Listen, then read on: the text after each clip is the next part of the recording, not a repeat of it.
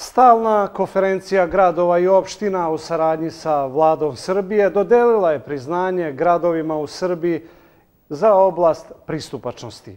Glavna nagrada pripala je gradu Kragujevcu, dok je Užice dobilo priznanje za kreativnost u rešavanju ovog problema. Ovo priznanje je, kako kažu gradski većnici, podstrek da se nastavi sa dobrom praksom i prevazilaženjem preostalih prepreka. To je najpre zbog izgradnje lifta, odnosno platforme na gradskoj plaži, koju smo nedavno, svi smo tome svedočili.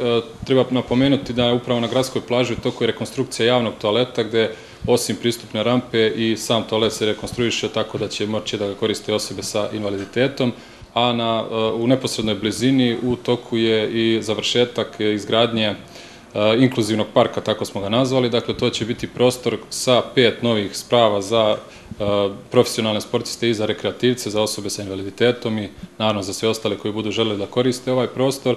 Tako da, kada sve to pomenemo, nije ni čudno zašto smo dobili ovo priznanje i svakako ćemo nastaviti u narednom periodu da se bavimo ovakvim stvarima.